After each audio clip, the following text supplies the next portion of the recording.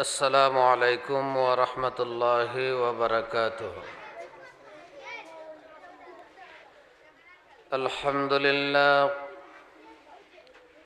अल्हम्दुलिल्लाह नहमदुहु व नस्तईनुहु व नस्तगफिरुहु व नऊज़ु बिल्लाहि मिन शुरूरि अंफुसिना व मिन सय्यिआति अअमालिना। मन यहदिल्लाहु फला मुضिल्ल लहु व मन युضलिल फला हादिय लहु। वनश्हदु अल्ला इलाहा इल्लल्लाहु वहदहु ला शरीका लहु। वनश्हदु अन्न सय्यिदना व सनदना व नबियना व हबीबना व शफीअना व मौलाना व औलाना मुहम्मदन अब्दुहु व रसूलुहु अल्लज़ी अरसलहु बिल्हक़्क़ि बशीरन व नज़ीरा व दाዒयन इलल्लाहि बिइज़्निहि व सिराजम मुनीरा। अम्मा बअदु फ़अऊज़ु बिल्लाहि मिनश शैतानिर रजीम। बिस्मिल्लाहिर रहमानिर रहीम। उत्लु मा ऊहिया इलैका मिनल किताबि व अक़िमिस सलात इन्नस्सलाता तन्हा अनिल फ़हशाइ वल मुनकर। सदक़ल्लाहु मौलानल अज़ीम। इन्नल्लाहा व मलाइकतहु युसल्लूना अलन नबी। या अय्युहल्लज़ीना आमनू सल्लू अलैहि व सल्लिमू तस्लीमा।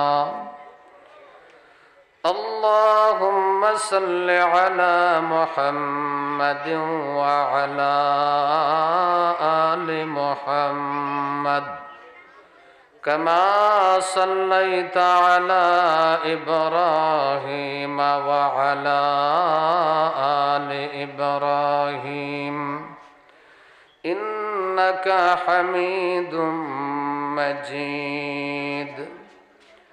अल्लाहुम्मा बारिक अला मुहम्मदिन व अला आलि मुहम्मद कमा बारकता अला इब्राहीम व अला आलि इब्राहीम इन्नका हमीदुम मजीद। अस्तगफिरुल्लाह इन्नल्लाह गफूरुर रहीम। सुब्हानल्लाहि व बिहम्दिहि सुब्हानल्लाहिल अज़ीम। ला इलाहा इल्लल्लाह ला इलाहा इल्लल्लाह ला इलाहा इल्लल्लाह ला इलाहा इल्लल्लाह ला इलाहा इल्लल्लाह ला इलाहा इल्लल्लाह ला इलाहा इल्लल्लाह ला इलाहा इल्लल्लाह লা ইলাহা ইল্লাল্লাহ লা ইলাহা ইল্লাল্লাহ লা ইলাহা ইল্লাল্লাহ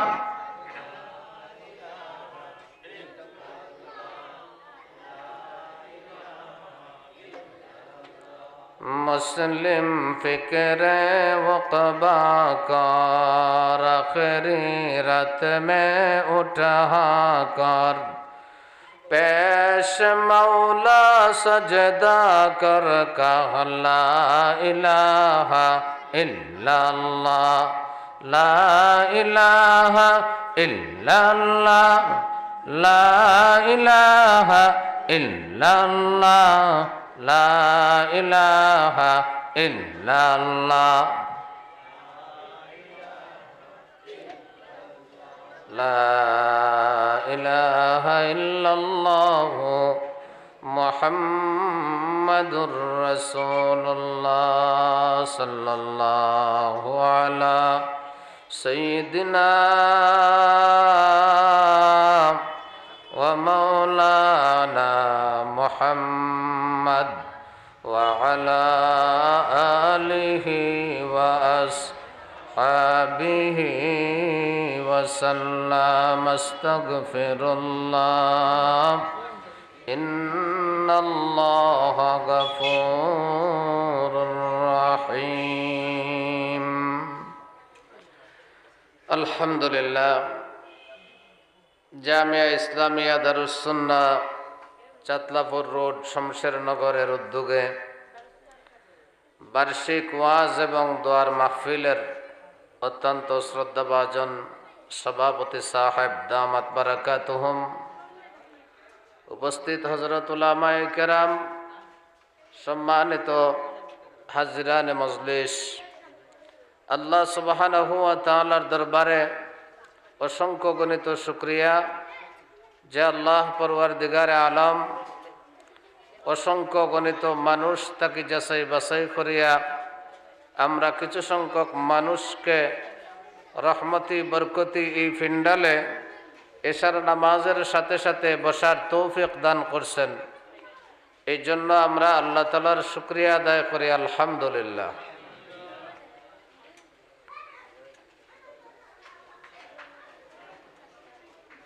এরকম মাতলে ভালো হয়।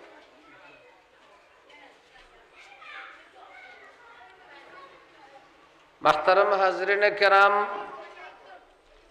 মাহফিল হইল কোরআনের মাহফিল।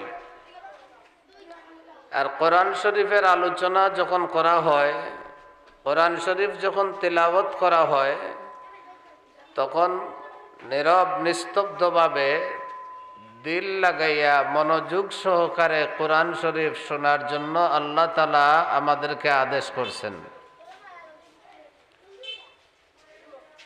আল্লাহর রসুল সাল্লাল্লাহু আলাইহি ইসলামের উপর যখন কোরআন শরীফ নাজিল হয়েছে, হুজুর সাল্লাল্লাহু আলাইহি ওয়াসাল্লাম যখন কোরআন শরীফ তিলাওয়াত করতেন, তো মক্কার কাফির বেঈমানরা নবীজি সাল্লাল্লাহু আলাইহি ওয়াসাল্লামের তিলাওয়াত শোনার জন্য হুজুর সাল্লাল্লাহু আলাইহি ইসলামের ঘরের চতুর্দিকে ভিড় জমাইত। মক্কার কাফির বেঈমানরা লিডার যারা ছিল, তারা যখন দেখলো যে সাধারণ মানুষ এইভাবে যদি হুজুর সাল্লাল্লাহু আলাইহি ওয়াসাল্লামের তিলাওয়াত শুনে, তাহলে কোরআন শরীফের তিলাওয়াত শুনিয়া শুনিয়া তারা মুসলমান হইয়া যাইবে। এই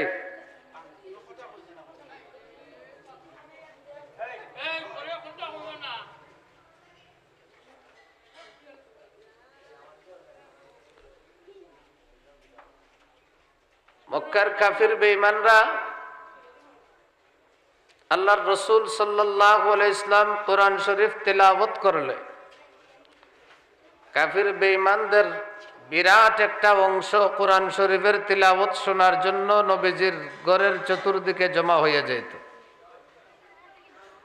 কোরআন শরীফের তিলাওয়াতের মধ্যেও আকর্ষণ আছে না নাই? জি, বর্তমান সময়েও কোনো ভালো কোরআন তিলাওয়াত করেনওয়ালা কারি সাহেব যখন তিলাওয়াত করেন, হাফিজে কোরআনরা যখন তিলাওয়াত করেন, ঘন্টার পর ঘন্টা মানুষ নীরব নিস্তব্ধ অবস্থায় কোরআন শরীফের তিলাওয়াত শুনে কি শুনে না? বর্তমান সময়ে যে সমস্ত হাফিজে কোরআন কারিয়ে কোরআনরা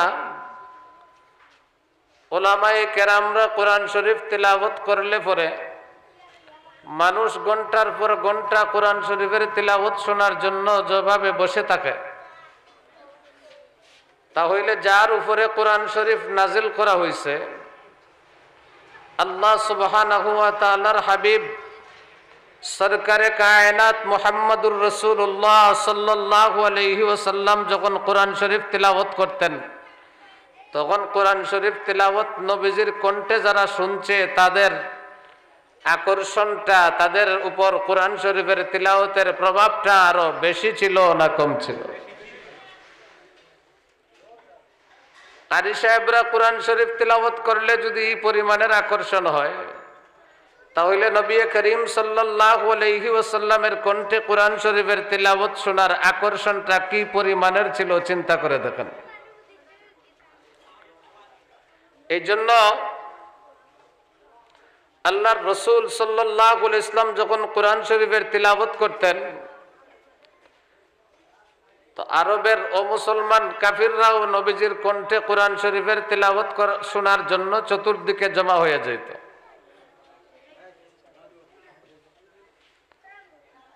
মক্কার আবু জেহেল, আবুল আহাব সহ লিডার পার্সনরা যখন দেখল যে নবীজি সাল্লাল্লাহু আলাইহি ইসলামের তিলাওয়াত শোনার জন্য মানুষ এইভাবে ভিড় জমায়, তারা মনে মনে চিন্তা করলো, এইভাবে যদি কোরআন শরীফ এরা শুনতে থাকে, তাহলে এক সময় কোরআন শরীফ তাদের দিলের মধ্যে আসর করবে, প্রভাব বিস্তার করবে, মুসলমান হয়ে যাবে। এই জন্য তারা আইন জারি করলো, মুহাম্মদের কোরআন শরীফের তিলাওয়াত শোনার জন্য কেউ যাইতে পারবে না। আল্লাহ সুবহানাহু ওয়া তাআলা তাদের সেই আইনের কথাটা কোরআনে কারীমের মধ্যে আলোচনা করেছেন। وَقَالَ الَّذِينَ كَفَرُوا لَا تَسْمَعُوا لِهَذَا الْقُرْآنِ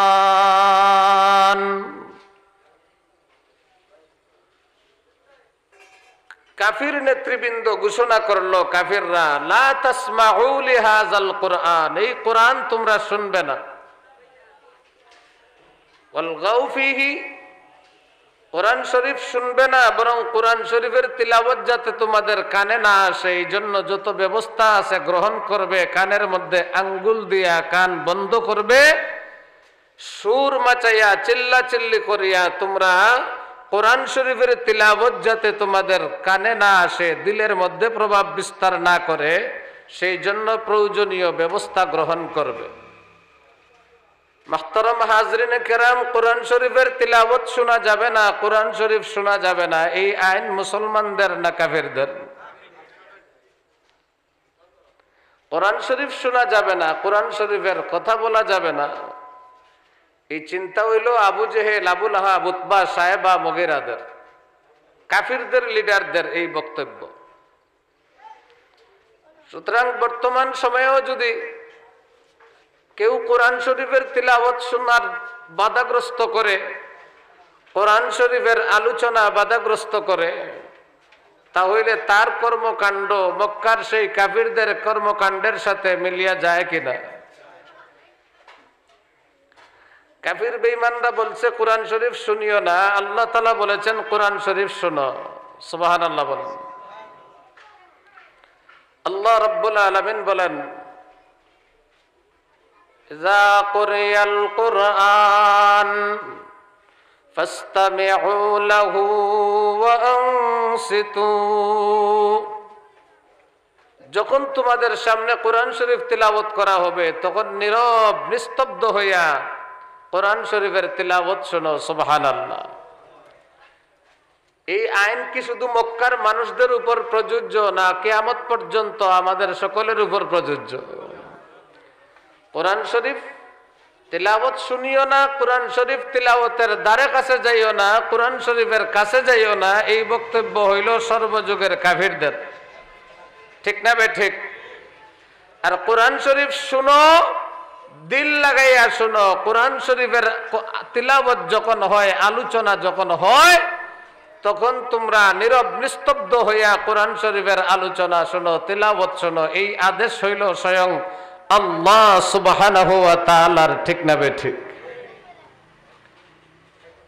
মুহতারাম হাজিরিনে কেরাম, এই জন্যে কোরআনের মাহফিলে যখনই আমরা বসবো তখনই এই কথা খুব খেয়াল করে বসতে হবে যে আমাদের কোনো আচরণ যেন তাদের সাথে মিলিয়ে না যায়। আমাদের চলাফেরা, সুরগুল, আমাদের উচ্চ কণ্ঠে কথাবার্তা বলা, এগুলার কারণে কোরআনে কারীমের শানে যেন কোনো বেয়াদবি না হয়, এই দিকে আমাদেরকে গভীরভাবে খেয়াল রাখতে হবে। ঠিক না বে ঠিক? আল্লাহ তাআলা আমাদের সবাইকে যখন এই কোরআন তিলাওয়াত হবে, যখন এই কোরআনের তাফসির হবে, কোরআনের আলোচনা হবে, তখন ওই দিল লাগাইয়া মনোযোগ সহকারে শোনার জন্য আল্লাহ তাআলা তৌফিক দান করেন। সবাই বলেন আমিন। মুহতারাম হাজিরিনে কেরাম, আল্লাহ পরওয়ারদিগারে আলম আল্লাহ তাআলার এই কোরআন পাহাড়কে দিতে চাইছেন। পাহাড় অপারগতা প্রকাশ করেছে, আল্লাহ আমি আপনার কালাম গ্রহণ করতে পারবো না। আল্লাহ তার এই কোরআন জমিনকে দিতে চাইছেন। জমিন অপারগতা প্রকাশ করেছে, আল্লাহ আমি আপনার কোরআন গ্রহণ করতে পারবো না। আল্লাহ এই কোরআন আসমানকে দিতে চাইছেন। আসমান অপারগতা প্রকাশ করেছে, আল্লাহ আমি আপনার কোরআন গ্রহণ করতে পারবো না। আমি কোরআনের লোড বরদাস্ত করতে পারবো না। এই কোরআনের লোড বরদাস্ত করার মতো ধারণ ক্ষমতা আমি আসমানের নাই। জমিন বলেছে কোরআনের লোড বরদাস্ত করার মতো ক্ষমতা আমি জমিনের নাই। পাহাড় বলেছে আল্লাহ এই কোরআনের লোড বরদাস্ত করার মতো ক্ষমতা আমি পাহাড়ের নাই। আল্লাহ তাআলা তাদের বক্তব্য কোরআন শরীফের মধ্যে আলোচনা করেছেন। ইন্না আরাদনাল আমানাতা আলাস সামাওয়াতি ওয়াল আরদি ওয়াল জিবাল فأبينا أن يحملنها وأشفقن منها وحملها الإنسان إنه كان ظلوما جهولا। আল্লাহ পরওয়ারদিগারে আলম বলেন, নিশ্চয় আমি আমার কোরআন আসমানকে দিতে চাইছি, আসমান আমার কোরআন গ্রহণ করে নাই। জমিনকে আমি আল্লাহ আমার কালাম দিতে চাইছি, জমিন আমার কালাম গ্রহণ করে নাই। পাহাড়কে আমি আল্লাহ আমার কালাম দিতে চাইছি, পাহাড় আমার কালাম গ্রহণ করে নাই। আল্লাহ তাআলার কালাম পাহাড় গ্রহণ করলো না, জমিন গ্রহণ করলো না, আসমান গ্রহণ করলো না। আল্লাহ তাআলা আরেক আয়াতের মধ্যে বলেন, লাউ আনজালনা হাযাল কুরআনা আলা জাবালিল লারাআইতাহু খাশিআম মুতাসাদ্দিআম মিন খাশিয়াতিল্লাহ। আল্লাহ বলেন, আমি আমার এই কোরআন যদি পাহাড়ের উপর রাখতাম, আমি পাহাড়কে যদি আমার কালাম দিতাম, পাহাড় আমার কালামের লোড বরদাস্ত করতে পারত না, বরং পাহাড় বয়ে ভীত হইয়া, সন্ত্রস্ত হইয়া, পাহাড় রেজা রেজা হইয়া যাইত, টুকরা টুকরা হইয়া যাইত। সুবহানাল্লাহ। মুহতারাম হাজিরিনে কেরাম, এই কোরআন আল্লাহ তাআলার, এই কোরআনের লোড এত বেশি, কোরআনের ভার এত বেশি যে কোরআন আসমান গ্রহণ করে নাই, এই কোরআন জমিন গ্রহণ করে নাই, এই কোরআন পাহাড় গ্রহণ করে নাই।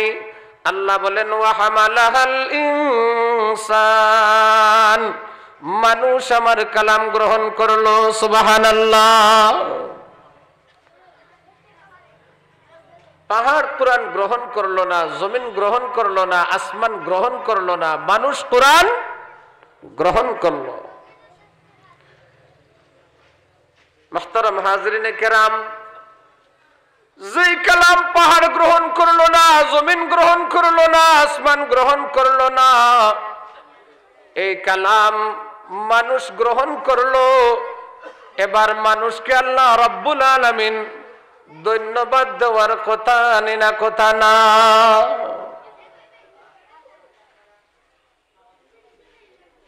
আল্লাহ রাব্বুল আলামিন মানুষকে ধন্যবাদ দেওয়ার কথা, ঠিক না বেঠিক? মানুষকে আল্লাহ তাআলা ধন্যবাদ দেওয়ার কথা। আমার কোরআন আসমান নিছে না, জমিন নিছে না, পাহাড় নিছে না। মানুষ, তুমি দুর্বল প্রাণী হইয়াও আমার কোরআন গ্রহণ করছো, তবে তোমার ধন্যবাদ দিলাম, মুবারকবাদ দিলাম, এটাই তো বলার কথা, ঠিক না বেঠিক? কিন্তু আল্লাহ পরওয়ারদিগারে আলম মানুষের ধন্যবাদ দিলেন না। আল্লাহ তাআলা বলেন, ওয়া হামালাহাল ইনসান ইন্নাহু কানা যালুমান জাহুলা। মানুষ কোরআন গ্রহণ করলো, নিশ্চয় মানুষ হইল জাহিল এবং জালিম। মানুষ অজ্ঞ, মানুষ হইল জালিম। মুহতারাম হাজরিনে কেরাম, বুঝার ব্যাপার হইল কোরআন আসমান গ্রহণ করলো না, কোরআন জমিন গ্রহণ করলো না, কোরআন পাহাড় গ্রহণ করলো না, এই কোরআন মানুষ গ্রহণ করলো। আল্লাহ পরওয়ারদিগারে আলম তো মানুষকে ধন্যবাদ দেওয়ার কথা। আল্লাহ তাআলা মানুষকে ধন্যবাদ না দিয়া জালুমান জাহুলা বললেন কেন? জালিম এবং জাহিল বললেন কেন? দেখতে দেখা যায় আল্লাহ তাআলা কোরআন গ্রহণ করার কারণে মানুষকে গাইল দিছেন, ঠিক না বেঠিক? কোরআন গ্রহণ করার কারণে আল্লাহ মানুষকে জালিম বলেছেন, জাহিল বলেছেন। জালিম আর জাহিল কথাটা ধন্যবাদের জন্য ব্যবহার হয় না গালির জন্য ব্যবহার হয়? গালির জন্য ব্যবহার হয়। তাহলে কোরআন আসমান গ্রহণ করলো না, জমিন গ্রহণ করলো না, পাহাড় গ্রহণ করলো না, মানুষ দুর্বল হইয়াও কোরআন গ্রহণ করলো। আল্লাহ তাআলা তো মানুষকে ধন্যবাদ দেওয়ার কথা, ধন্যবাদ না দিয়া জালুমান জাহুলা বলে আল্লাহ তাআলা মানুষকে জাহিল এবং জালিম বলে গাইল দিলেন কেন? এখানে রহস্য আসেনি না নয়? কি রহস্য? মুহতারাম হাজরিনে কেরাম, মানুষের জবান থেকে সবসময় গালি বাইর হয়, দমক বাইর হয়, দুঃখে না মাঝে মাঝে সুখেও বাইর হয়। জি, মাঝে মাঝে সুখেও কঠিন শব্দ বাইর হয়। যেমন ধরেন, বন্ধু বন্ধুর সাথে বহুদিন ধরে যোগাযোগ নাই, দেখা নাই, বহু বছর পরে বন্ধু যখন বন্ধুর সাথে দেখা হয় তো প্রথম ছুটেই কিছু কঠিন শব্দ ব্যবহার করে। বেটা তুই বড় নিষ্ঠুর, তুই বড় জালিম, তুই বড় পাষাণ হৃদয়, কঠিন পাথরের মতো তোর হৃদয়, এইভাবে কিছু বকাঝকা যেটা করে, এই বকাঝকার মধ্যে মহব্বত থাকে না হিংসা থাকে, ঘৃণা থাকে না মহব্বত থাকে? আবার দেখেন, কোনো মা বাবার যদি কয়েকটা সন্তান থাকে, অন্য সন্তানরা যদি তার মা বাবারে দেখে না, দেখাশোনা করে না, খাবার দাবার ঠিক মতো দেয় না, আর তাদের অবস্থাও ভালো থাকে, তাদের আয় ইনকামও ভালো থাকে, আর একটা সন্তান যদি থাকে তার ইনকাম কম, দুর্বল, কিন্তু সে যদি তার মা বাবার খেদমত করে, আঙ্গুর আপেল কিনিয়া নেওয়া যায়, তাহলে মা বাবা প্রথমে তারে কিছু বকাঝকা করে, নিরা করে না? জি, আমার কথা বুঝাইতাম পারছে না মনে হয়। কোন মা বাবার ধনী সন্তানগুলা যদি, ইনকাম যাদের আছে, তারা যদি তাদের মা বাবার খেদমত ঠিক মতো না করে, আর দুর্বল ছেলেটা যদি মা বাবার জন্য বিভিন্ন সময়ে আঙ্গুর আপেল এই সমস্ত বিভিন্ন জিনিস কিনিয়া নেওয়া যায়, তখন মা বাবা দুর্বল ছেলেটার উপর কিছু বকাঝকা করেনি? কিছু বকাঝকা করে। কয় বেটা তুই বড় ব্যাকল, তোর আকল যে কোন দিন হইব আমরা বুঝলাম না। হ্যাঁ, এমনি তোর নুন আনতে পান্তা বুড়ায়, এমনি তুই অভাবীর, কয় টাকা রুজু করস, যে তার আছে হিতায় চায় না, তুই বেটা 2 দিন বাদে একবার আঙ্গুল আনস, আপেল আনস, এই আনস সেই আনস। কইয়া ছেলেরে কিছু বকাঝকা করেনি না করে না? এই যে মা বাবা তার ছেলেরে বকাঝকা করলো, এটা রাগ করিয়া করলো না মহব্বতে করলো? তাহলে বোঝা গেল সব গাইল গাইল না, সব গাইল গাইল না, কিছু গালির মাধ্যমে মহব্বত প্রকাশ পায়। ঠিক নিনা বে ঠিক? মুহতারাম হাজরিনে কেরাম, বিষয়টা আরো পরিষ্কারভাবে বোঝার জন্য একটা উদাহরণ পেশ করা যায়। যদিও ঘটনাটা বাস্তব না, রূপক ঘটনা ইতিহাসের মধ্যে, এগুলা রূপক উদাহরণ বুঝাইবার জন্য পেশ করা হয়। লাইলি আর মজনু দুইজনের ব্যাপারে একটা কিচ্ছা আমরা সমাজে আছে না নাই? আছে। যদিও লাইলি বলতেও কিচ্ছু নাই, মজনু বলতেও কিচ্ছু নাই, কিন্তু বিষয় বুঝাইবার জন্য একটা উপমা স্বরূপ এই ঘটনা পেশ করা হয়। আপনারা জানেন লাইলি ছিল বাদশার মেয়ে, মজনু ছিল সাধারণ দুম পাবলিক। ভালোবাসায় তো আর দুম পাবলিক আর বাদশাহ এটা বুঝে না। ঠিক নিনা বে ঠিক? কোন সময় যে কার লোকে কার মহব্বত হয় এটা বলা যায় না। অনেক সময় দেখা যায় পত্রিকার মধ্যে খবর আইছে, বেটা বিদেশ থাকি দেশও আইছে, বউ 3টা বাচ্চারে নিয়ে এয়ারপোর্ট গেছে, যাওয়ার পরে বাচ্চা 3টারে একজনের কাছে রাখিয়া একটা চিঠি লিখিয়া আরেক বেটার লোকে চলিয়া যায়। কয় দুঃখিত, আমি তোমার অপেক্ষা করতে করতে শেষ পর্যন্ত আরেকজনের সাথে আমার মনের বিনিময় হইয়া গেছে, তুমি তোমার বাচ্চাগুলা নিয়ে বাড়িতে চলিয়া যাও, আমি আমার বন্ধুর সাথে চলিয়া গেলাম। এই রকমের ঘটনা ঘটেনি না? ঘটে না? ঘটে। তাহলে মহব্বতে বাদশাহ প্রজা আমির ধনী গরিব কোনো কিছুই বুঝে না। মুহতারাম হাজরিনে কেরাম, লাইলি বাদশার মেয়ে, মজনু হইল সাধারণ মানুষ, দুম পাবলিক। দুইজনের মধ্যে মহব্বত হইয়া গেছে। এখন মহব্বত বাদশাহ কোনো অবস্থায় মানিয়ে নিতে পারে না। আমার মেয়ের সাথে দুম পাবলিক মজনুর প্রেম হবে, ভালোবাসা হবে, এটা কোনো অবস্থায় মানিয়ে নেওয়া যায় না। এবার বাদশাহ কঠিন সিদ্ধান্ত নিল, 144 জারি করছে। রাজবাড়ির চতুর্দিকে কঠিন পাহারা বসাইছে, কোনো অবস্থায় মজনু যেন আমার লাইলির সাথে দেখা করতে না পারে। লাইলি এবং মজনু দুইজনকে আলাদা করিয়া দেওয়া হবে, একজন আর একজনের সাথে দেখা করতে পারবে না। এই আইন যখন কঠিনভাবে প্রয়োগ করলো, লাইলির সাথে মজনুর কোনো দেখা সাক্ষাতের ব্যবস্থা নাই। আপনারা বলেন তো দেখি, আইন করিয়া মনের মধ্যে মানুষের যে ভালোবাসা থাকে, এটা কোনোদিন আইন করিয়া বন্ধ করা যায়? আইন করিয়া? বাদশাহ আইন করছে লাইলি আর মজনু দুইজনের মধ্যে দেখা সাক্ষাৎ হবে না। উদ্দেশ্য হইল দুইজনের মহব্বত যেন কমিয়া যায়। এখন আপনারা বলেন তো দেখি, আইন করার মাধ্যমে মহব্বত কমবো না আরো বাড়বো? আরো জোরে বলেন, কমবো না বাড়বো?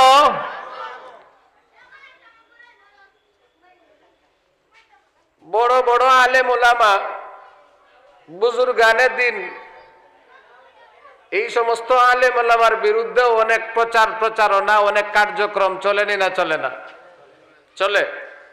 আমাদের মহব্বত তাদের প্রতি দিন দিন বাড়েনি না কমে? বাড়ে। ঠিক না বে ঠিক? মুহতারাম হাজরিনে কেরাম, এবার লাইলি আর মজনু দুইজনের একজন আর একজনকে দেখার জন্য ছটফট করতেছে। লাইলি মনে মনে ভাবলো, মজনু বেটা হইল আম পাবলিক, সে রাজবাড়ির বর্ডার পার হইয়া ভিতরে ঢুকার মতো কোনো কায়দা কানুন করতে পারবে না। আমি যেহেতু বাদশার মেয়ে, অতএব ব্যবস্থাটা আমাকেই নিতে হবে। এই জন্য লাইলি একটা ব্যবস্থা গ্রহণ করলো। তার দাসীরে ডাকিয়া নির্দেশ দিল, ও দাসী, আগামীকালকে রাজধানীর মধ্যে মাইকিং করে দাও, প্রচার করে দাও যে রাজধানীর যত ফকির আছে সমস্ত ফকিরকে আমি লাইলি নিজের হাতে ভিক্ষা প্রদান করব। মুহতারাম হাজরিনে কেরাম, লাইলি রাজধানীর সমস্ত ফকির গোষ্ঠীরে ভিক্ষা দেওয়ার সিদ্ধান্ত গ্রহণ করলো। ভিক্ষা দেওয়ার জন্য না মজনুর সাথে সাক্ষাৎ করার জন্য?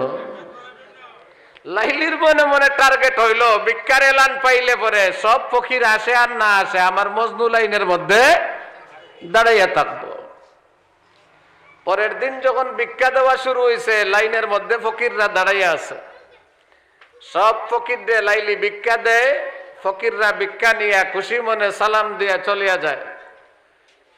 ভিক্ষা দিতে দিতে শেষ পর্যন্ত যখন মজনুর সিরিয়াল আসছে, সিরিয়াল আসার পরে লাইলি এবার এত সময় পর্যন্ত লাইলি ভিক্ষা দিছে আর সমস্ত ফকিররা ভিক্ষা নিছে। আর যখন ওই মজনুর সিরিয়াল আসছে, এবার লাইলি উল্টা মজনুর থালার মধ্যে ধরিয়া লাইলি এবার নিজে ভিক্ষা চায়, কয় ফকির সাহেব আপনার থালাটা আমার বড় পছন্দ হয়েছে, এই ভিক্ষার থালাটা আমারে দিয়া দেন। মজনু মনে মনে ভাবে লাইলি তো আমার সাথে কিছু সময় কাটাইবার ফিকির করতেছে। এখন মজনু যদি সাথে সাথে তালা দিয়া দেয় তাহলে সময় কাটানি হইব না, সময় কাটানি হইতো না। এই জন্য লাইলি যখন বলে যে তালাটা আমারে দিয়া দাও, মজনু কয় না না, এই তালাটা আমার বড় প্রিয় তালা, এটা আপনাকে দেওয়া যাবে না। এখন মজনু ধরছে তালার একদিকে, লাইলি ধরছে আর একদিকে। লাইলি টানে লাইলির দিকে, মজনু টানে মজনুর দিকে। এই সব ফকিরের গোষ্ঠী চাইয়া দেখে, পুলিশ আর বিডিআর যা আছে সবে চাইয়া দেখে যে লাইলি আর মজনু দুইজন ভিক্ষার তালা নিয়ে টানাটানি করে। লাইলি কয় তালা দেও, মজনু কয় দিব না। এই সব চাইয়া দেখে ভিক্ষার তালা নিয়ে কাটাকাটি করে। এর ভিতর দিয়া দুইজনের ভিতরে যা কথাবার্তা ছিল সব আলাপ আলোচনা শেষ হইয়া গেছে। তারপরে মজনু যখন দেখলো এর চাইতে বেশি যদি আর টানাটানি করি তাইলে গোয়েন্দা পুলিশের কাছে ধরা পড়ার সম্ভাবনা আছে। এই জন্য মজনু ভিক্ষার তালাটা ছাড়িয়া দিল।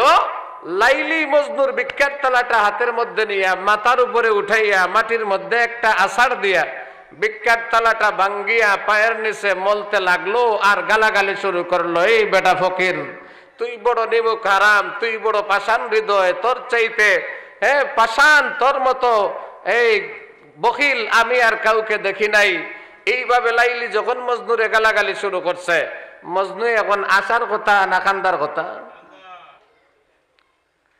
মজনু এখন আসে, আসে আর নাচে, আসে আর নাচে। বাকি ফকির যারা এরা কয় বেটা মজনু তোর মতো পাগল আর জীবনে দেখছি না রে। আরে বেটা ভিক্ষাও পাইলে না, যে তালা নিয়ে আইস তালাও বাংলো, আবার গালাগালিও করে, আমও গেল চলাও গেল। এখন তো তোর কানবার কথা, তুই আসস কি আর নাচস কি? মজনু জবাব দে, এই ফকিরের গোষ্ঠী আমি আসি কেনে আর নাচে কেনে, এটা বুঝতে হইলে তোরা মজনু হওয়া লাগবো। মজনু হইয়া দেখ আমি আসি কেনে আর নাচে কেনে। আমার লাইলির গালাগালি তোমাদের কাছে গালাগালি মনে হইলেও আমি মজনু বুঝলাম যে লাইলির এক একটা গাইলির সাথে টন টন হইয়া ভালোবাসার মহব্বত বাইর, ঠিক নিনাবে ঠিক। ভালোবাসা প্রকাশ করেন কঠিন শব্দ দিয়া, গাইল দিয়া, নিমুখ হারাম কইয়া, এরপরে অকৃতজ্ঞ কইয়া, পাষাণ কইয়া মজনুরে গালাগালি লাইলি যে করলো, এই গালাগালিটা মজনুর প্রতি লাইলির ভালোবাসার প্রকাশ না হিংসার প্রকাশ? আরো জোরে বলেন, আমার কথাটা বুঝাইতাম পারছি? তাইলে বোঝা গেল সব গাইল গাইল হয় না, কিছু গাইল ভালোবাসা প্রকাশের মাধ্যম হইয়া যায়। মুহতারাম হাজিরিনে কেরাম, বন্ধু দীর্ঘদিন পরে বন্ধুর সাথে যোগাযোগ বিহীন অবস্থায় দীর্ঘদিন যাওয়ার পরে আবার যখন বন্ধুর সাথে সাক্ষাৎ হয়, বন্ধু যখন তারে পাষাণ তারপরে নিমুখ হারাম কইয়া কথা বলা শুরু করে, বন্ধুর এই গালিগুলার মধ্যে বন্ধুর প্রতি ভালোবাসা প্রকাশ পায়। মার সন্তান যদি মার গরিব দুঃখী হওয়ার পরেও মার সন্তান যদি মার খেদমত করে, মার কাছে বিভিন্ন জিনিসপত্র নিয়ে যায়, মা বাবাও সন্তানকে অনেক সময় বিয়াক্কল নির্বুধ কইয়া গালাগালি করে।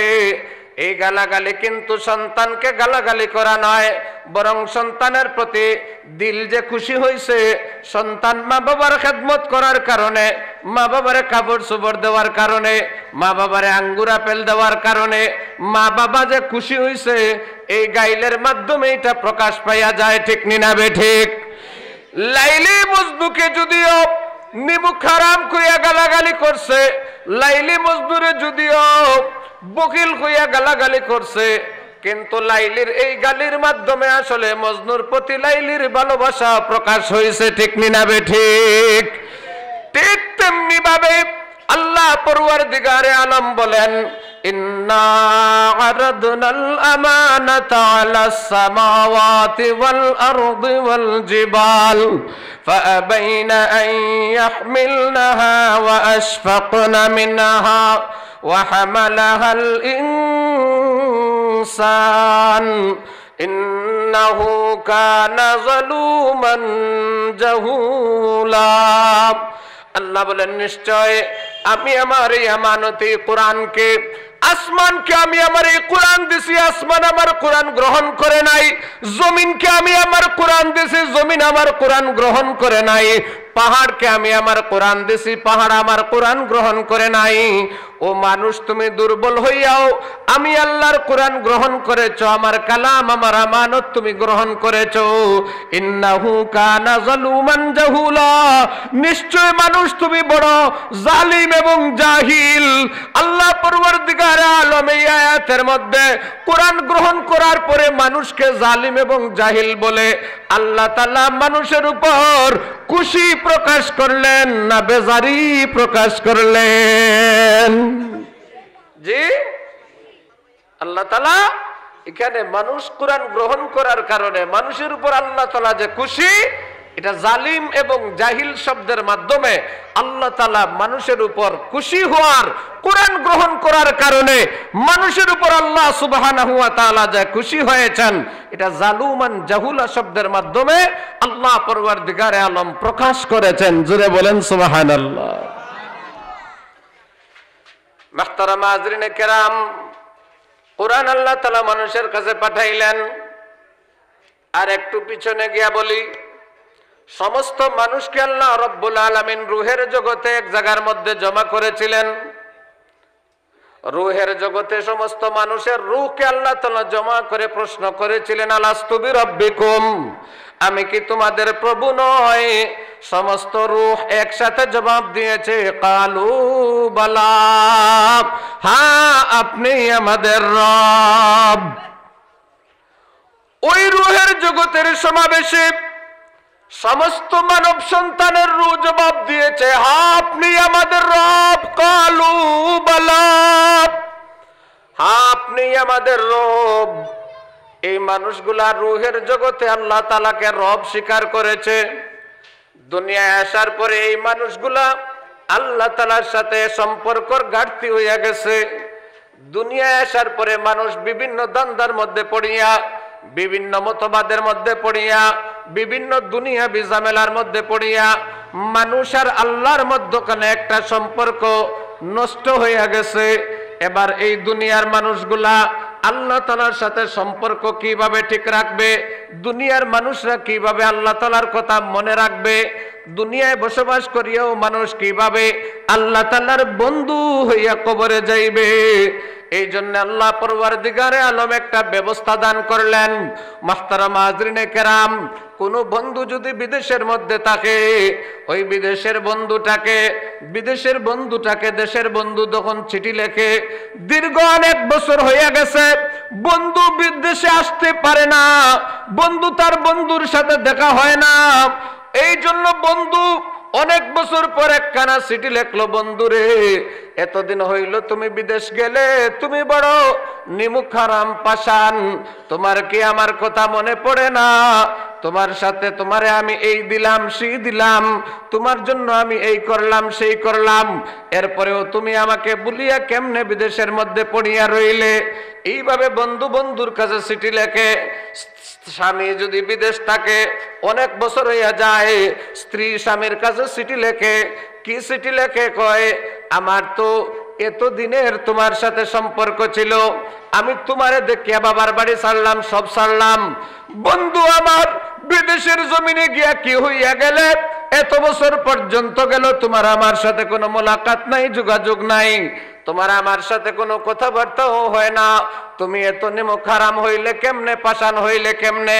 মুহতারামা হাজরিনে কেরাম, দীর্ঘদিন পরে স্ত্রীর চিঠি যখন স্বামীর কাছে যায়, বন্ধুর চিঠি যখন বন্ধুর কাছে যায়, ওই বিদেশের জমিনে বসে বসে বন্ধু তার বন্ধুর চিঠিটারে খুলে, আর খোলার পরে চিঠিটারে চুমা খাওয়া শুরু করে, আর চিঠিটারে বুকের মধ্যে লাগায়, চিঠিটারে কপালের মধ্যে লাগায়, ওই চিঠিটা নাকের মধ্যে লাগায়, ওই চিঠিটা বারবার বারবার পড়তে থাকে। যখন ওই কাজ থেকে অবসর হয় তখন ওই চিঠিটা পড়ে, আর চোখ বাইয়া বাইয়া পানি পড়ে। বন্ধুর সব স্মৃতি তার মনের মধ্যে মনে হইয়া যায়, ঠিক নিনা বেঠিক? ওই চিঠি পড়লে পরে চিঠির মধ্যে বন্ধুর ঘ্রাণ পাওয়া যায়।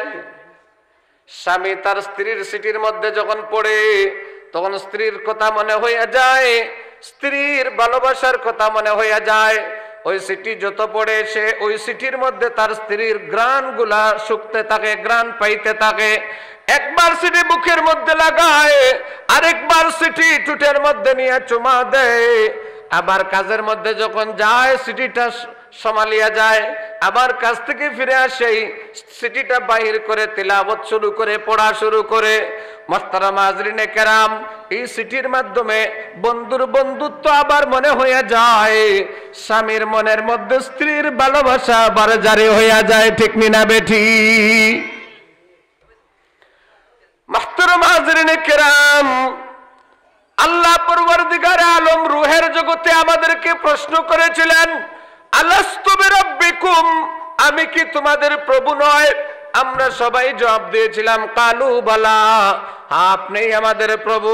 রূহের জগৎ থেকে দুনিয়ার জমিনে যখন আসলাম, আসার পরে দুনিয়ার বিভিন্ন দান্দায় পড়িয়া আল্লাহ রাব্বুল আলামিনকে যখন ভুলিয়া গেলাম, আল্লাহ রাব্বুল আলামিনকে ভুলিয়া যাওয়ার কারণে আল্লাহ তাআলা আবার আল্লাহর কথাটা আমাদেরকে মনে করাইয়া দেওয়ার জন্য তার পেয়ারা হাবিব মুহাম্মদুর রাসূলুল্লাহ সাল্লাল্লাহু আলাইহি ওয়াসাল্লামের মাধ্যমে আমাদের কাছে আল্লাহর পক্ষ থেকে একখানা চিঠি পাঠাইয়া দিলেন। সুবহানাল্লাহ। আল্লাহর পক্ষ থেকে বন্ধুত্বর নিদর্শন হিসাবে আল্লাহ তাআলা আমাদের কাছে একটা চিঠি পাঠাইলেন মুহাম্মদুর রাসূলুল্লাহ সাল্লাল্লাহু আলাইহি ওয়াসাল্লামের মাধ্যমে। এই চিঠির নাম, আরো জোরে বলেন, এই চিঠির নাম আল্লাহর পক্ষ থেকে আমাদের কাছে বন্ধুত্বর নিদর্শন স্বরূপ আল্লাহর কথাটা আমাদের মনে করিয়ে দেওয়ার জন্য আল্লাহ তাআলা নবীজির মাধ্যমে যে চিঠি আমাদের কাছে পাঠাইলেন, এই চিঠির নাম, আরো জোরে বলেন, এই চিঠির নাম কোরআন শরীফ।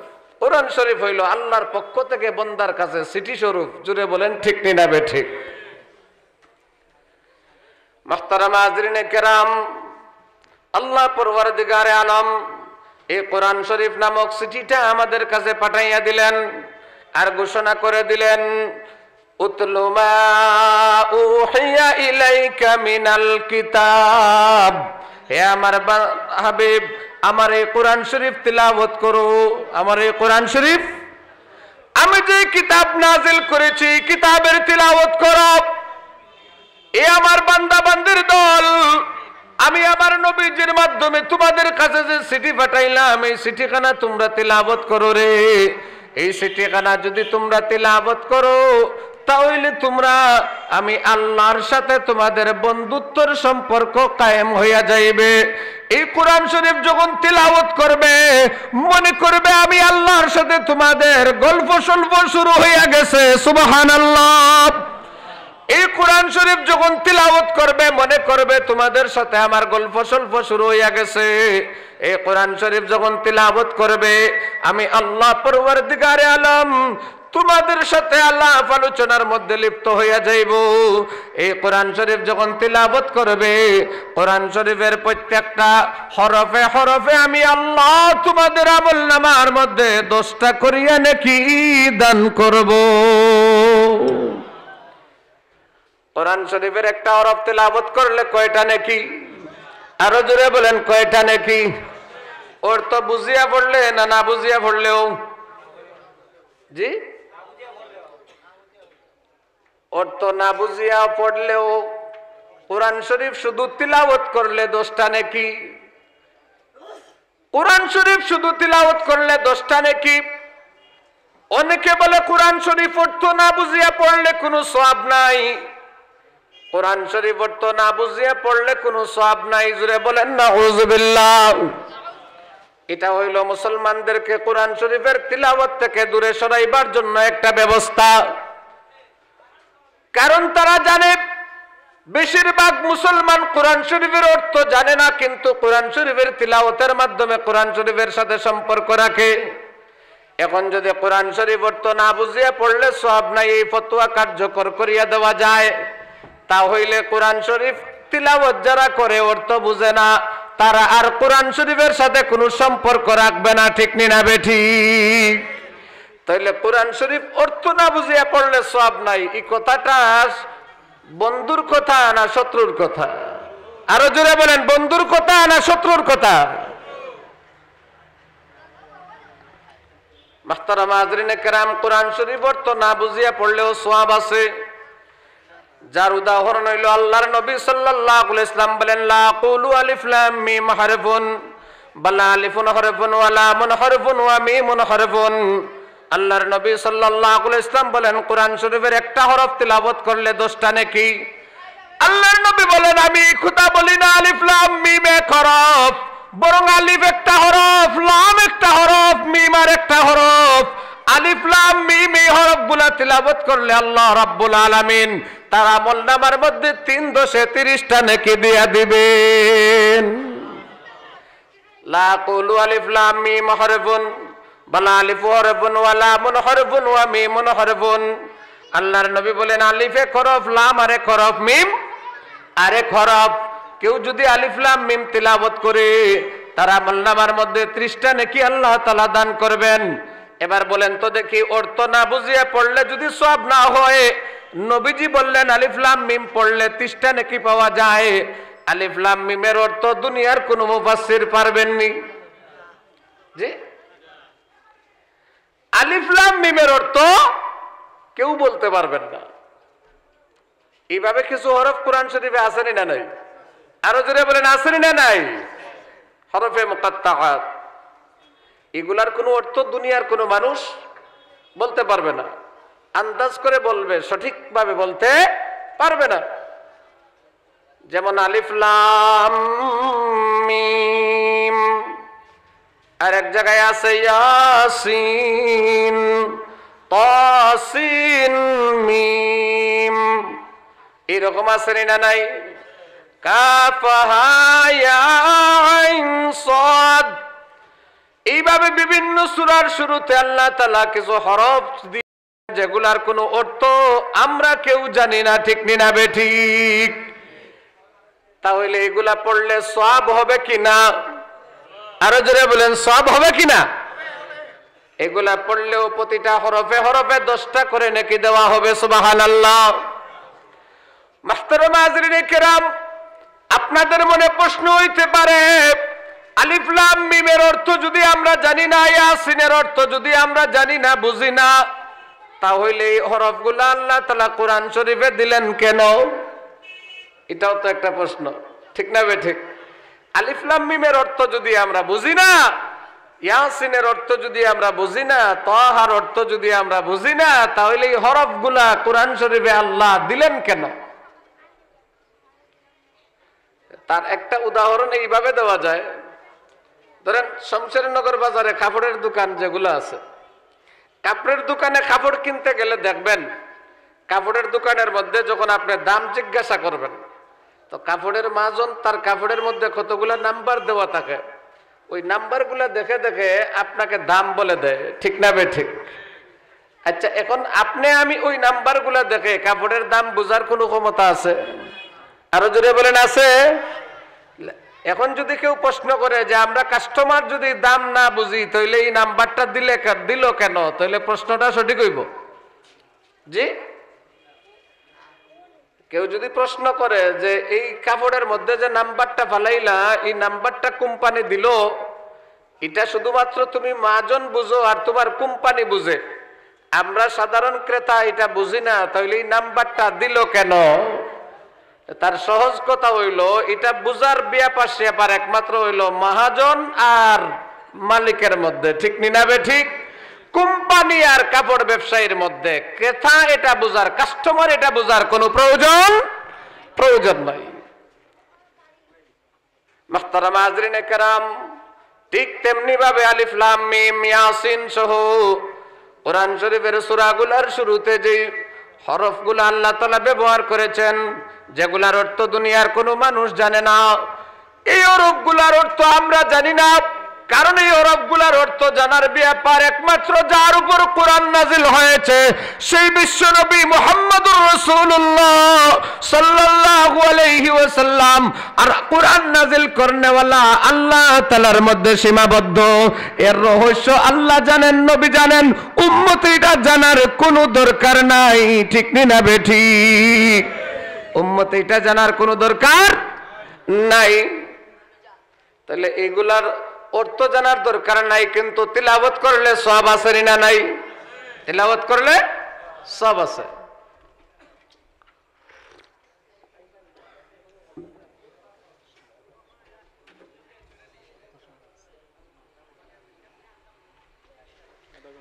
মুহতারাম হাজরিনে কেরাম, তাহলে বোঝা গেল কোরআন শরীফ অর্থ না বুঝিয়া পড়লেও সওয়াব আছে। ঠিক না বেঠিক? কত সওয়াব! একটা হরফ তিলাওয়াত করলে 10টা নেকি। জোরে বলেন, একটা হরফ তিলাওয়াত করলে, আরো জোরে বলেন, একটা হরফ তিলাওয়াত করলে 10টা নেকি। তাহলে কোরআন শরীফের তিলাওয়াত আমরা কম করব না বেশি করব? এবার আসেন, কোরআন শরীফ তিলাওয়াত করার মধ্যে মানুষ 2 ধরনের আছে, 3 ধরনের মানুষ আছে। কয় ধরনের? 3 ধরনের মানুষ আছে। একদল মানুষ আছে কোরআন শরীফ খুব ভালো তিলাওয়াত করতে পারে, কারি সাহেব, হাফিজ সাহেব সহ। একদল মানুষ কোরআন শরীফ খুব ভালো করে তিলাওয়াত করতে পারে। আবার একদল মানুষ আছে কোরআন শরীফ খুব ভালো তিলাওয়াত করতে পারে না, কিন্তু ঠেকিয়া ঠেকিয়া পড়তে পারে। আছে না নাই? আবার আরেকদল মানুষ আছে কোরআন শরীফ ভালো পড়তে পারে না, ঠেকিয়াও পড়তে পারে না, কিন্তু আলহামদু থেকে আলাম তারা পর্যন্ত কিছু সূরা সব মুসলমানের মুখস্থ আছে না নাই? আরো জোরে বলেন, আছে না নাই? মুহতারাম হাজরিনে কেরাম, যারা কোরআন শরীফ সুন্দর করে তাজবিদ সহকারে ওয়ারাতিলিল কুরআন তারতিলা, তারতিলের সাথে কোরআন শরীফ তিলাওয়াত করতে পারে, তাদের একটা হরফ তিলাওয়াত করলে আল্লাহ তাআলা 10টা নেকি দিয়া দিবেন। আবার যে মানুষগুলা কোরআন শরীফ ভালো করে পড়তে পারে না, টেকিয়া টেকিয়া পড়ে, তাদের অবস্থা কি হবে? আল্লাহর নবী সাল্লাল্লাহু আলাইহি ওয়াসাল্লাম বলেন, যারা কোরআন শরীফ দৌড়াইয়া পড়তে পারে না, কষ্ট করে কোরআন শরীফ পড়ে, কষ্ট করে দোহারিয়া দোহারিয়া কোরআন শরীফ পড়ে, আল্লাহর নবী বলেন তাদের আমলনামার মধ্যে আল্লাহ সুবহানাহু ওয়া তাআলা ডাবল সওয়াব দিয়া দিবেন। ডাবল সওয়াব দিয়া দিবেন। একটা সওয়াব দিবেন তার তিলাওয়াত করার জন্য, আরেকটা সওয়াব আল্লাহ তাআলা তার আমলনামায় দিয়া দিবেন কষ্ট করিয়া পড়ার কারণে। সুবহানাল্লাহ। এরপরেও যদি কেউ কোরআন শরীফ পড়ে না, তার চাইতে বড় নিমক হারাম আর কেউ আসেনি। মুহতারাম হাজরিনে কেরাম, অনেক কথা সংক্ষেপে বলতেছি। এবার আসেন 3 নম্বর আর একদল মানুষ আছে, এরা কোরআন শরীফের তিলাওয়াত জানে না, কোরআন শরীফ টেকিয়াও পড়তে পারে না, দৌড়াইয়াও পড়তে পারে না। আছে না নাই? কোরআন শরীফ টেকিয়াও পড়তে পারে না, আবার কোরআন শরীফ দৌড়াইয়াও পড়তে পারে না।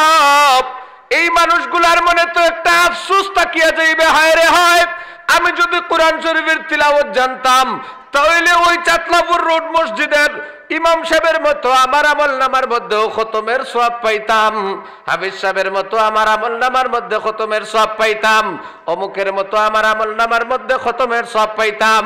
এইভাবে তার মনের মধ্যে একটা আফসোস থাকিয়া যাইবে, হায় রে হায়, ছোটবেলায় আমি মক্তবে ভালো করে পড়তে পারি নাই, আমার কাজ ছিল, কাম ছিল, আমার মা বাবা আমারে গরু রাখার মধ্যে পাঠাইয়া দিছে, বকরি রাখালির মধ্যে পাঠাইয়া দিছে, আমার মা বাবা অভাবী ছিল, ছিল আমার একাত কামারে পাঠাইয়া দিছে। আমার মক্তব পড়ার মতো, কোরআন পড়ার মতো পরিবেশ আমার এলাকার মধ্যে ছিল না। এই জন্য আমি কোরআন শরীফ পড়া শিখতে পারলাম না। জীবনে কোনোদিন তো আমার আমল নামার মধ্যে খতমের সওয়াব হাসিল হবে না। এই রকমের কোনো আফসোস যেন কোনো বান্দা বান্দির মনের মধ্যে না থাকে। এই জন্য আল্লাহর হাবিব তাজদারে মদিনা সরকারে দো আলম জনাবে মুহাম্মদুর রাসূলুল্লাহ সাল্লাল্লাহু আলাইহি ওয়াসাল্লাম ঘোষণা করলেন, ও তোমরা যারা কোরআন শরীফ তিলাওয়াত করতে পারো না, তোমরাও নিরাশ হইও না, নিরাশ হইও না। আমার আল্লাহ এত দয়াবান, আমার আল্লাহ এত মেহেরবান। যারা কোরআন শরীফ পড়তে পারো না তাদের জন্য আমার আল্লাহ সওয়াবের ব্যবস্থা রেখেছেন। একবার কুল হুয়াল্লাহ পড়ো, আল্লাহ তোমার আমলনামার মধ্যে 10 পারা কোরআন শরীফের সওয়াব দিয়ে দিবেন। দুইবার কুল হুয়াল্লাহ তিলাওয়াত করো, আল্লাহ আমলনামার মধ্যে 20 পারা কোরআন শরীফের সওয়াব দিয়ে দিবেন। 3 বার কোরআন শরীফের তিলাওয়াত করো, আল্লাহ আমলনামার মধ্যে 3 দশে 30 পারা এক খতম কোরআন শরীফের সওয়াব আমলনামার মধ্যে দিয়ে দিবেন। সুবহানাল্লাহ। আরো জোরে বলেন সুবহানাল্লাহ। মুহতারাম হাজরিনে কেরাম, দেখেন আল্লাহ কত মেহেরবান, আল্লাহ কত দয়াবান। যারা কোরআন শরীফের তিলাওয়াত জানে না তাদের জন্য আল্লাহ তাআলা খতমের সওয়াব পাইবার, আফসোস মিটবার ব্যবস্থা আল্লাহ তাআলা রাখছেন কি রাখছেন না? রাত্রে ঘুমাইবার সময় 3 বার সূরা ইখলাস কুল হুয়াল্লাহ পড়িয়া ঘুমান। আল্লাহ রাব্বুল আলামিন আমলনামার মধ্যে এক খতম কোরআন শরীফের সওয়াব দিয়া দিবেন। আল্লাহর নবী বলেন, সূরা জিলজাল ইযা যুলজিলাতিল আরদু জিলজালাহা ওয়া আখরাজাতিল আরদু আসকালাহা ওয়া ক্বালাল ইনসানু মা লাহা ইয়াওমা ইযিন তুহাদ্দিসু আখবারাহা। এই সূরা জিলজাল হইল 15 পারার সমান। কেউ যদি সূরা জিলজাল একবার তিলাওয়াত করে আল্লাহ তার আমলনামার মধ্যে 15 পারা কোরআন শরীফ তিলাওয়াতের সওয়াব দান করবেন। আর যদি কোনো বান্দা কোনো বান্দি কোরআন শরীফের সূরা জিলজাল ইযা যুলজিলাতিল আরদু জিলজালাহা এই সূরা কেউ যদি 2 বার তিলাওয়াত করে আল্লাহ পরওয়ারদিগারে আলম তার আমলনামার মধ্যে খতম কোরআন শরীফের সওয়াব দিয়া দিবেন। মুহতারাম হাজরিনে কেরাম, কুল ইয়া আইয়ুহাল কাফিরুন আসেনি না নাই? আল্লাহর হাবিব বলেন, কুল ইয়া আইয়ুহাল কাফিরুন কোরআন শরীফের 4 ভাগের 1 ভাগ। কোরআন শরীফের 4 ভাগের 1 ভাগ। কোন আল্লাহর বান্দা, কোন আল্লাহর বান্দি যদি কোরআন শরীফের এই সূরা কুল ইয়া আইয়ুহাল কাফিরুন যদি 4 বার তিলাওয়াত করে আল্লাহ তার আমলনামার মধ্যে এক খতম কোরআন শরীফের সওয়াব দেয়া দিবেন। সুবহানাল্লাহ। মুহতারাম হাজরিনে কেরাম, এত ফায়দা পাওয়ার পরেও, আমরা এত সুযোগ পাওয়ার পরেও যদি কোরআন শরীফের তিলাওয়াত না করি তাহলে অসুবিধা আছে না নাই? এত সুযোগ পাওয়ার পরেও আমরা যদি কোরআন শরীফের তিলাওয়াত না করি তাহলে অসুবিধা আছে। মুহতারাম হাজরিনে কেরাম, কোরআন শরীফ তিলাওয়াতের মধ্যে কি পরিমাণের ফায়দা! ইমাম গাজ্জালী রহমাতুল্লাহ আলাইহি একটা ঘটনা লিখেছেন। ইমাম গাজ্জালী রহমাতুল্লাহ আলাইহি একদিন রাত্রে ঘুমাইয়া আছেন। ঘুমের মধ্যে স্বপ্নে দেখেন ইমাম গাজ্জালী রহমাতুল্লাহ আলাইহিকে আদেশ করা হয়েছে, ইমাম গাজ্জালী রহমাতুল্লাহ আলাইহিকে আদেশ করা হয়েছে, ও ইমাম গাজ্জালী, অমুক এলাকায় অমুক গ্রামের মধ্যে তুমি চলিয়া যাও। ওই এলাকায় আব্দুর রহমান নামে আমার এক মায়ার বান্দা মারা গেছে। ইমাম গাজ্জালীর ওই এলাকায় লাশ গোসল করাইবার মতো, ওই লাশটারে দাফন দেওয়ার মতো কোন জান্ডা সুন্ডা কোনো মানুষ এই এলাকার মধ্যে নাই। অতএব ইমাম গাজ্জালী তুমি যাও, আমার সেই পেয়ারা বান্দার লাশটা গোসল করাইয়া আমার সেই পেয়ারা বান্দার লাশটা তুমি দফন করে দিবে। সুবহানাল্লাহ। ইমাম গাজ্জালী রহমাতুল্লাহ আলাইহি ঘুম থেকে উঠিয়া ওই এলাকার দিকে ইমাম গাজ্জালী রওনা করলেন। মুহতারাম হাজরিনে কেরাম, ইমাম গাজ্জালী রহমাতুল্লাহ আলাইহি ওই এলাকার মধ্যে পৌঁছলেন। ইমাম গাজ্জালীর মনে মনে হইল, যেই মানুষটার জানাজা পড়াইবার জন্য, যেই মানুষটারে গোসল দেওয়াইবার জন্য আমি ইমাম গাজ্জালীকে আল্লাহ তাআলা স্বপ্নে দেখাইছেন, নিশ্চয় এই মানুষটা বড় কোনো আলেম হবে, বড় কোনো বুজুর্গ হবে। ঠিক নি না বে ঠিক? ইমাম গাজ্জালী রহমাতুল্লাহ আলাইহি ওই এলাকার মধ্যে গেলেন। ওই এলাকার মানুষদেরকে গিয়ে জিজ্ঞাসা করা শুরু করলেন, ভাই আপনাদের গ্রামে আব্দুর রহমান নামক কোন মানুষ মারা গেছেনি? যাদেরকে জিজ্ঞাসা করেন কেউ বলতে পারে না। ইমাম গাজ্জালী একজনের পর একজনকে জিজ্ঞাসা করেন, ভাই আপনাদের গ্রামে আব্দুর রহমান নামক কোন আল্লাহর ওলি মারা গেছেনি? কেউ বলতে পারে না আব্দুর রহমান নামে কোনো ওলি তো আমাদের গ্রামে নাই। এবার ইমাম গাজ্জালী রহমাতুল্লাহ আলাইহি এইভাবে জিজ্ঞাসা করতে করতে গ্রামের এক মাথায় গেলেন। একজন লোককে পাইলেন, জিজ্ঞাসা করলেন, ভাই আপনাদের গ্রামে আব্দুর রহমান নামক আল্লাহর কোন মায়ার বান্দা মারা গেছেনি? ওই মানুষটা বলতেছে, হুজুর আমাদের গ্রামে আব্দুর রহমান নামক কোন ওলি নাই, বুজুর্গ নাই, আলিম নাই, হাফিজ নাই, কিন্তু আমাদের এলাকায় একজন কাঠুরিয়া আছে, লাকড়ি ব্যবসায়ী আছে, বাগানের মধ্যে বা পাহাড়ের মধ্যে কাঠ কাটিয়া বাজারে নিয়ে বিক্রি করত। ওই লোকটার নামও আব্দুর রহমান। ওই লোকটা রাত্রে মারা গেছে। সুবহানাল্লাহ বলেন, আরো জোরে বলেন সুবহানাল্লাহ। ইমাম গাজ্জালীকে বলতেছে, ও হুজুর আপনি বলতেছেন আল্লাহর কোন ওলি মারা গেছেনি? ওলি টলি নাই। একজন লাকড়ি ব্যবসায়ী কাঠুরিয়া আছে, পাহাড় থেকে কাঠ কাটিয়া বাজারে নিয়ে বিক্রি করত। ওই কাঠুরিয়া আব্দুর রহমান মারা গেছে, আর কোন ওলি আল্লাহ তো আমাদের গ্রামে মারা যায় নাই। এবার ইমাম গাজ্জালী রহমাতুল্লাহ আলাইহি গেলেন আব্দুর রহমান কাঠুরিয়ার বাড়িতে। আব্দুর রহমান কাঠুরিয়ার বাড়িতে গিয়া ইমাম গাজ্জালী রহমাতুল্লাহ আলাইহি ওই আব্দুর রহমান কাঠুরিয়াকে জানাজা পড়াইয়া দাফন করাইয়া ইমাম গাজ্জালী রহমাতুল্লাহ আলাইহি কাঠুরিয়া আব্দুর রহমানের বাড়িতে গেলেন। আর ইমাম গাজ্জালী মনে মনে ভাবতেছেন, যদিও বেটা কাঠুরিয়া হয় কিন্তু নিশ্চয় আল্লাহ তাআলার কাছে তার পছন্দনীয় কোনো আমল আছে, আর না হয় এই কাঠুরিয়া বেটার জন্য আল্লাহ আমাকে স্বপ্নে দেখাইয়া কেন জানাজার মধ্যে পাঠাইবেন। এবার ইমাম গাজ্জালী রহমাতুল্লাহ আলাইহি খবর নিতে নিতে ওই কাঠুরিয়ার বাড়িতে গেলেন। কাঠুরিয়ার ছেলেদেরকে ইমাম গাজ্জালী জিজ্ঞাসা করলেন, তোমাদের বাবার মধ্যে কি এমন কোনো আমল ছিল যার কারণে আল্লাহ তাআলা তাকে পছন্দ করেছেন? ওই কাঠুরিয়া আব্দুর রহমানের ছেলেরা বলতেছে, হুজুর ও ইমাম গাজ্জালী, আমার বাবা একজন নরমাল কাঠুরিয়া ছিলেন। আমার বাবার তেমন কোনো আমল ছিল না, ইলম ছিল না। আমার বাবা তেমন বড় কোনো জান্নেওয়ালা মানুষ ছিলেন না, একজন সাধারণ মানুষ ছিলেন। পাহাড়ের মধ্যে লাকড়ি কাটিয়া বাজারে নিয়ে বিক্রি করতেন, যা উপার্জন হইতো তাই দিয়ে আমাদেরকে লালন পালন করেছেন। এবার ইমাম গাজ্জালী বলেন, বলো তো তার মধ্যে কি আমল ছিল?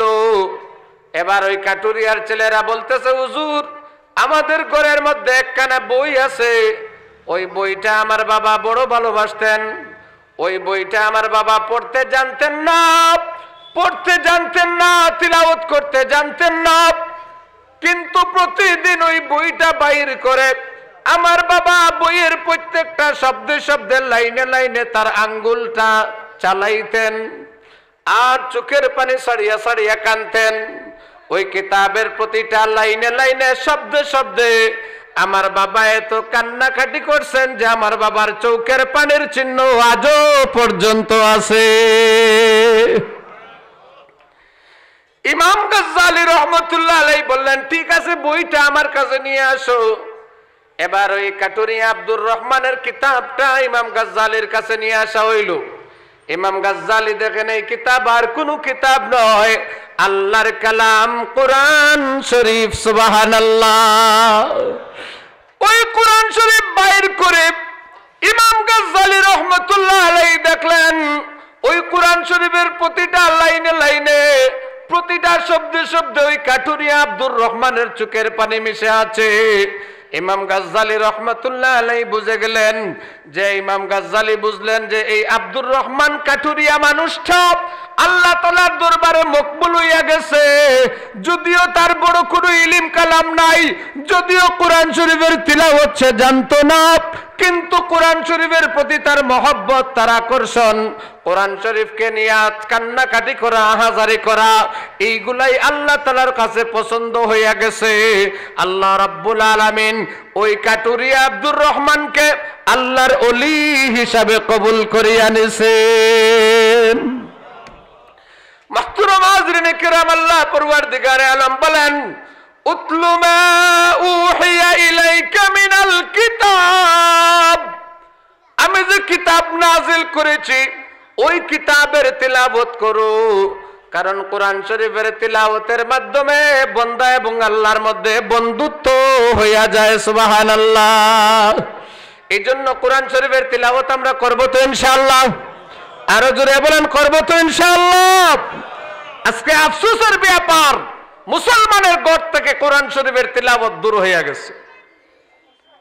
শতকরা 80-90% মুসলমানের ঘরে কোরআন শরীফের তিলাওয়াত নাই। ঠিক না বে ঠিক?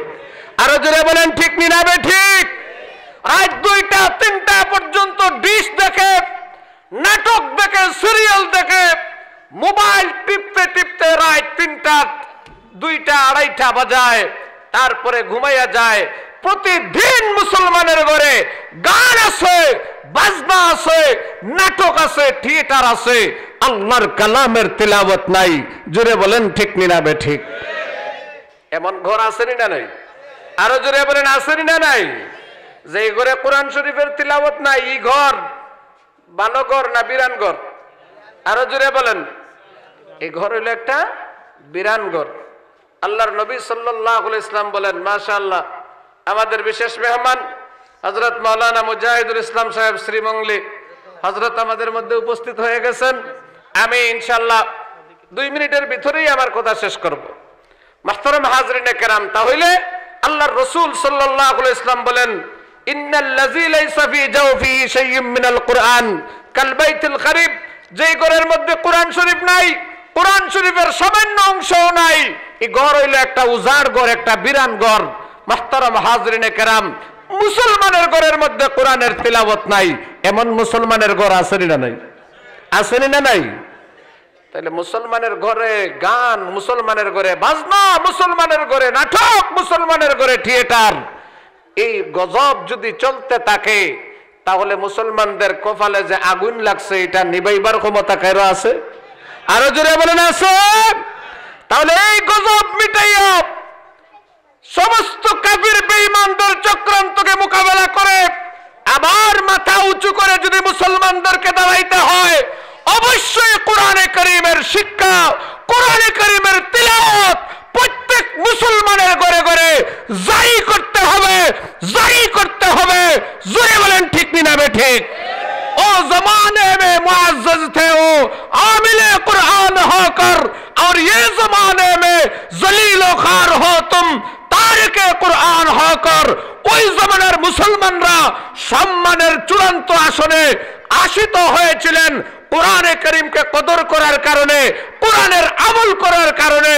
আর এই জমানার মুসলমানরা চতুর্দিকে লাঞ্ছিত আর বঞ্চিত হচ্ছে কোরআনে কারীমকে ত্যাগ করার কারণে।